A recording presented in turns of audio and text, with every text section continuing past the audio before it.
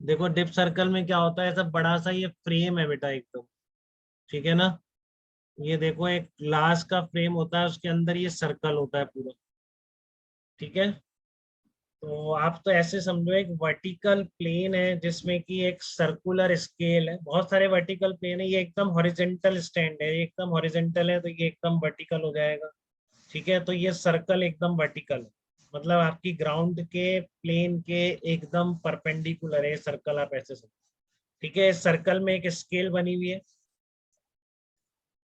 ठीक है, सर्कल में एक स्केल बनी हुई है यहाँ पर, ये पूरी स्केल है। और ये जो है एक वर्टिकल नीडल है बेटा ये, ठीक है ना। ये आपकी हिंज है इस पॉइंट पे, ये नीडल, तो इसकी एक खासियत है कि ये केवल वर्टिकल प्लेन में ही मूव कर सकती है, हॉरिजेंटल में इसकी मोशन एकदम रिस्ट्रिक्टेड रहेगी, ठीक है। ये केवल वर्टिकल प्लेन में ही मूव कर सकती है, हॉरिजेंटल प्लेन में इसकी कोई मोशन नहीं है। तो मतलब ये हमेशा किस डायरेक्शन में अलाइन करेगी, ठीक है, ये हमेशा किस डायरेक्शन में अलाइन करेगी, ये नेट मैग्नेटिक फील्ड की डायरेक्शन में अलाइन करेगी, इसलिए, ठीक है ना। बट ये वर्टिकल प्लेन जो है आपका, ये आप पूरा रोटेट कर सकते हैं बेटा इस ग्लास फ्रेम को, ठीक है ना। इस ग्लास फ्रेम को आप बिल्कुल रोटेट कर सकते हैं पकड़ के, ठीक है। मतलब आपका ये जो सर्कल है ये डिफरेंट डिफरेंट वर्टिकल प्लेन में रह सकता है, ठीक है। बहुत सारे वर्टिकल प्लेन से आपके दिमाग में इमेज होनी चाहिए जिस तरह मैं बताता हूँ। तो आपका ये सर्कल जो है बहुत सारे डिफरेंट डिफरेंट वर्टिकल प्लेन में जा सकता है, पूरा फ्री टू रोटेट है, ठीक है। तो इस इंस्ट्रूमेंट से आपको डिप सर्कल निकालना है। तो आपको एक बात समझ में आ रही है कि अगर आपका ये जो सर्कुलर प्लेन है, इसका जो प्लेन है, ठीक है, ये अगर मैग्नेटिक मेरिडियन में आ गया, ठीक है ना, तो देख रहे हैं हम ये 0 0 डिग्री की लाइन है, एक 90 डिग्री की लाइन है।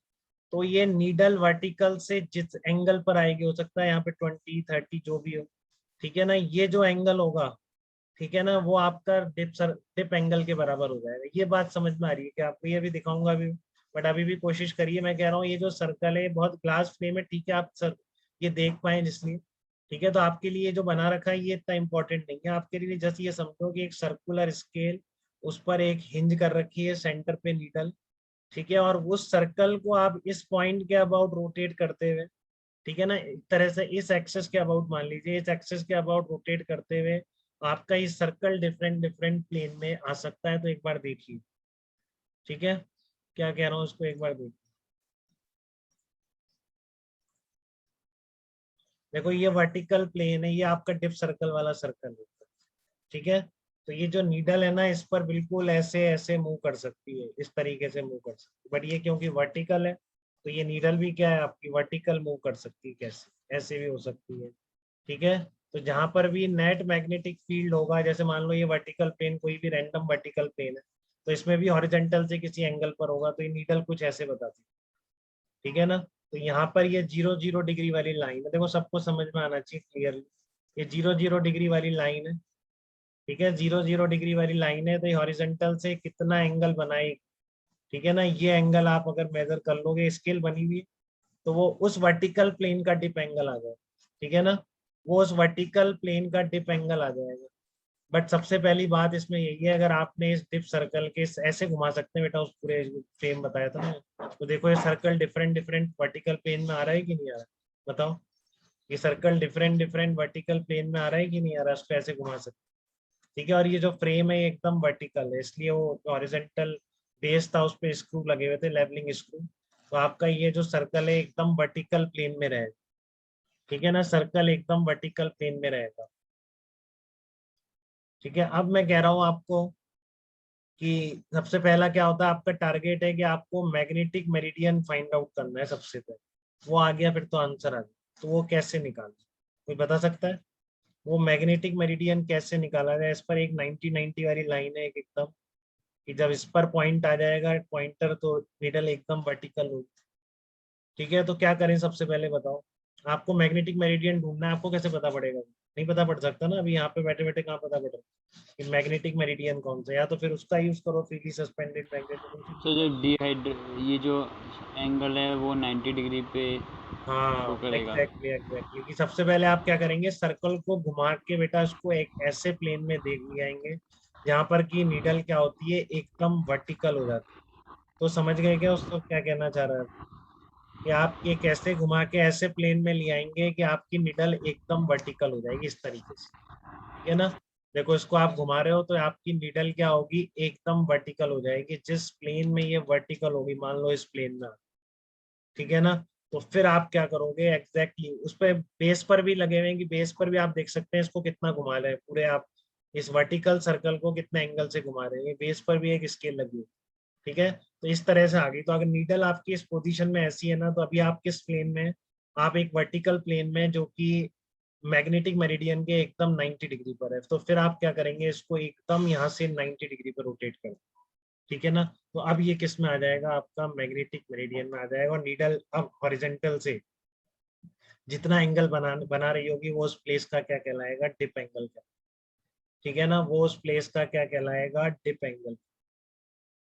बोलो बात क्लियर है क्या सबको ये चीज, वो उस प्लेस का क्या कहलाएगा, डिप एंगल का।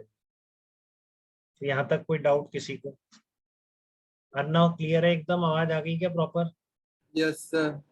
हाँ, तो आपकी मैग्नेटिक नीडल जिस प्लेन में वर्टिकल होगी उससे 90 डिग्री पर आप घुमा दो इसको, तो आपका ये सर्कल जो है बिल्कुल एकदम मैग्नेटिक मेरिडियन में आ जाएगा। और अब हॉरिजॉन्टल से जो एंगल रीड करेगा that will be equal to tip angle of that place. तो ये होता है आपका डिप सर्कल, ठीक है ना। यूज समझ में आ गया डिप सर्कल का आपको, कि किसी भी प्लेस का जो एंगल है डिप एंगल, वो फाइंड आउट करने के लिए हम इसका यूज कर रहे हैं, ठीक है। तो स्टेप्स यही है कि level the base with the help of spirit level. सबसे पहले इसको हॉरिजॉन्टल कर लो जिससे सर्कल एकदम वर्टिकल प्लेन में आ जाए।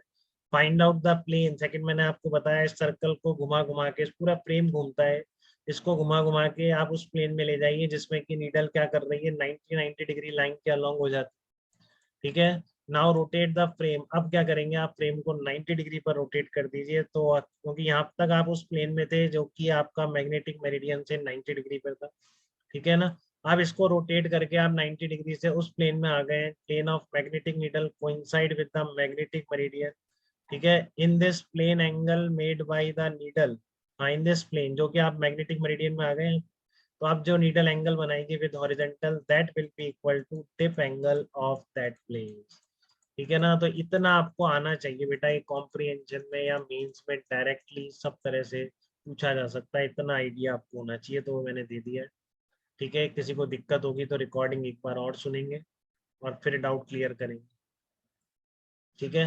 अब पढ़ लिया है तो फिर गलत नहीं होना चाहिए बेटा एग्जाम में, इतनी मेहनत करके पढ़ा है आप लोगों ने भी, इतना पेशेंस रखा है, ठीक है। तो अब एग्जाम में ये गलत नहीं होना चाहिए, क्योंकि मेंस में एक भी क्वेश्चन गलत करना बेवकूफ़ी है बेटा, उनको पूरे नंबर चाहिए मेंस में फिजिक्स, ठीक है ना, पूरे 100 नंबर चाहिए, कहीं कोई गुंजाइश नहीं कटने की, अगर आप ढंग से पढ़ाई कर रहे हैं, ठीक है ना। मेंस में नंबर कट रहे हैं मतलब वही चीज समझ लेना आपने नहीं कम पढ़ी, उसमें लापरवाही की है, वो सारे एकदम से सीधे सीधे क्वेश्चन, ठीक है।